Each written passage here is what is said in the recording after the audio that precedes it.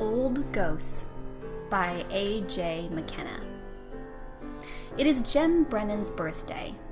He wakens on this humid August morning, startled by birdsong echoing across the garden outside, and for a long time he stares in confused remembrance towards where the swelling orange sun is burning the faded floral wallpaper across from its tumbled bed. It's my birthday, he finally realizes. I'm 76 today. Where did it go? Climbing painfully from a sore mattress, standing in striped pajamas by the window, Jim stares gardenwards. There's much to be done. Later. Much later. These days it's all weed killing, backache, and wishes. Outside in the sunrise, garden roses are already awake. Clematis climb like a growing child, and all the border marigolds are on fire. It's my birthday. Next door's dog barks. A cat scales a glass sharp wall and drops beside its shadow under an apple tree, stalking anxious sparrows with the first sun. Under the broken birdhouse, a mouse plays with a nibble of yesterday's bread. Shadows shrink in bright shyness against all of the garden fences, and the last star melts into dawnrise. There's heat in the breathless August day already. Jimmy Brennan, 76, sitting in his kitchen. Silent. The house holding its breath around him, the roof heavy and oven-baked. Jim's thick-veined hands brush toast crumbs from the plastic tablecloth, and when he moves his faded slippered feet, dust dances giddily on the sun-patched carpet. He listens to the awakening of the new day. The clock on the dresser ticks hurriedly, and the letterbox snaps awake. Jim walks to the hall and picks up bills and ads that promise discounts and holidays abroad. Jim has never been out of Ireland, never crossed the sea. His tired eyes examine the envelopes at arm's length. There are no birthday cards to sigh over. These days, who would know? Returning to the familiar kitchen, he slides a knife along his letters, slitting out their folded information. It's better than nothing, even if the electricity is red and overdue. At least they keep in touch. No longer absorbed in his letter-opening task, Jim looks at the sunlight shining blindly on his glazed brown teapot, and then, laying the bad news aside for later, he pours more lukewarm tea. He sits and thinks about birthdays back then. Cakes and ale, songs and celebrations, and the long dead who cared. Back when. Time flies, he says. He's talking to himself most days. Who else will listen? Up in the still, shadowed parlor, a clock chimes the hour, and Jim rises tiredly and prepares to face the day. When he turns on the wireless radio, the news assaults his soul. The world is littered with dead children and pain. Bad news amuses while the ad men slip in a jingle. The world has gone mad with cruelty, and nobody seems to have noticed. He turns a dial, and foreign voices cackle urgently on the ether. Talking violence in tongues, telling of the rapes of children, no doubt. The media loves abusing the innocent with their excited updates and urgently breaking stories. It was different back then. It seemed quieter, and children could play on the streets. Back when. Ring-a-ring-a-rosy. Jim smiles and finds Mozart, and the morning is saved by Cherubino. Then he dresses and walks, cane and cloth cap, to the front door and checks the windows and the bolts, and all secure. When the nighttime house creaks with its own age, Jim thinks of burglars and imagined violations and trembles in case they invade him. What a world. Jim swings open the front door and sees Ellen Kelly standing there, smiling like sunlight. Happy birthday, Jim. No longer astonished, Jim smiles back and sighs, because Ellen isn't really there. Ellen Kelly, 14 last week. He's been seeing Ellen a lot lately. She walked behind him all the way to the hushed library yesterday, and when he sat to rest in Carolyn Park, she was standing under a tree, waiting in its shade. I didn't forget, Ellen says. I know. Will you come out to play? I can't, Ellen. You're dead. The sun slides down the street and settles on Jim's house, and Ellen fades like a startled shadow. Poor Ellen, Jim whispers sadly. My poor dead darling. Jim avoids the supermarket. It's too complicated. Grim checkout people urgent to get home. Kids breathing asthma. Babies bawling immediate needs. Bald-headed young men pushing forward. Rings in their ears. Rape in their shiftless eyes. never stare back. Girls demanding more. Car parks cluttered with streets-earned money. Housewives hurrying. Car exhausts liberated women with little freedom. The exhaustion of supermarkets and too much choice. Too big, too modern. Too lonely for Jim. He goes to smaller stores, chats with familiar people, and gets milk and eggs and a small loaf of fresh bread. Further along, outside the charity shop, Miss Barrett from number 29 nods an inquisitive greeting. "How are you keeping?" she asks, looking past him at the bargains in the window. "Grand, thank God. Yourself?" "Couldn't be better." Life is strangled with polite lies.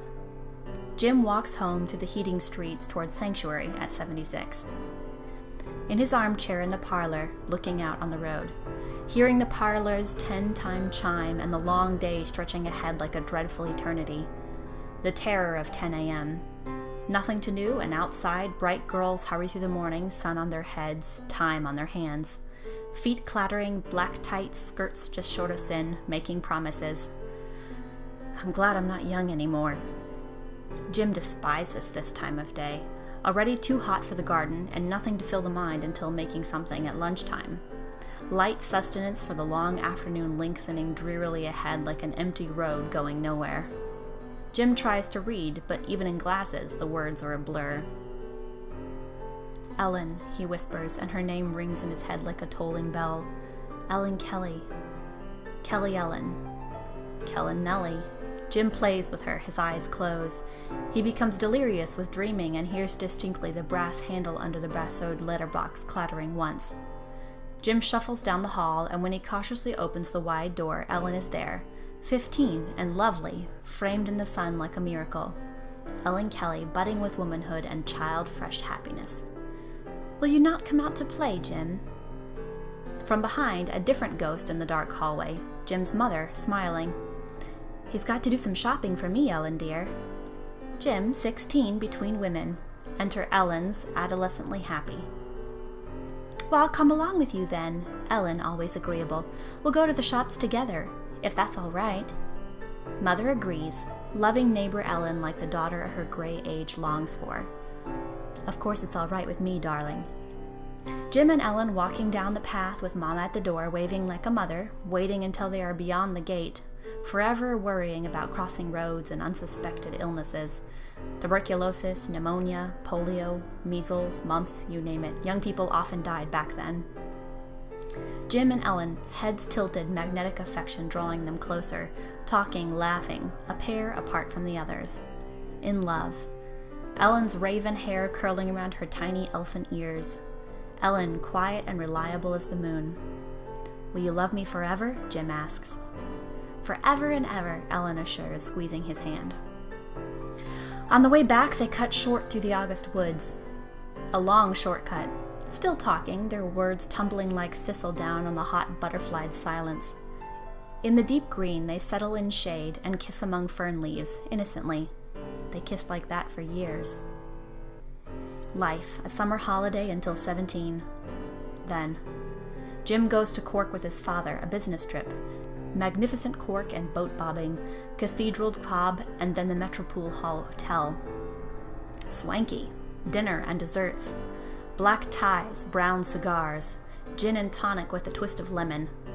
Now Cork is always dry gin and a twist in Jim's fading memory. Bitter lemon. Jim with father's friends, a party and the talcum smell of sex. Dad leaves early with a friend. Dad feels only half married. Winking a man's signal, permission to sin, a bird in the bush. Jim dancing until dawn with the necklace and pearls. Back at her oak-roomed upstairs house, she says her parents are away and Jim is still not sober. "Let me help you to bed," he says, learning the rules of the game and when to cheat. 16, Ellen, smelled of love and roses. This girl is 20 and slick with gin, pearls in her ears, stones in her heart. Both naked, she drips rich. Jim falls into her and is devoured. Ellen, sweetest 16, gave him everything except that. Her tender flesh is reserved for the marriage bed, but Jim wanted more. Pearls before swine. The blonde one came to Dublin with the snow, passion pursuing Jim, all grown up and knowing. blood on snow. 17 Ellen, discarded like a toy wound down, broken and useless. Don't you want me anymore? No. Tears on Ellen's bitten lips, eyes red with pain, soul seared. Ellen, goodbye. No, I don't want you. Jim, brave and final, cruel as winter, abandoned Ellen, quietly waiting for him to mature. Next year, he took the Pearly girl away, holidaying, not even saying goodbye to pale Ellen, 18 and alone with sickness teasing her young pink lungs and her heart dark with love. Ellen's innocence like petals blowing on grass, dancing redly away. Crowns of thorns for Ellen's virgin bridehood, veils of tears. Ellen ill. On Jim's return, his mother greets him with rubbing, folded fingers, wet cheeks. Poor Ellen, Mama whispers, respect for the dead. Jim matures, instantly, but too late. Ellen's black blood on her spitting lips, the flowers on her grave stiff in frost, brown leaves tumbling, flying wildly in the frozen air, reburying her. No more warm kisses and a heart soaring with love. Ellen, 19, never 20. Mama behind the coffin, Mama in her own maternal grave, and reign for 50 long years and more after that. My darling gone forevermore. Clock chime. Ding, 1. Ding, 2, etc. Jim struggles from a dream, speaking her name into the listening shadows. Ellen? The pitch-dark shadows silent as love words from dead mouths. Marble graveyard lips cold as stone. Ivy and moss. Memories haunting his present. Jim shivers and steps into the window sun, rubs his thick-veined hands, prays, then he makes lunch. Tomatoes and ham. He dreams the evening away, half out of life. On the radio, a woman sings 4 last songs. You don't have to know the language. Such sweet sorrow. Who said that? Later, a seat in the garden looking toward the singing sunset. There is nothing to see except blackbirds and sparrows, nothing to hear except the noise of butterflies' wings. Even later, the clock in the parlor chimes 12 heartbeats.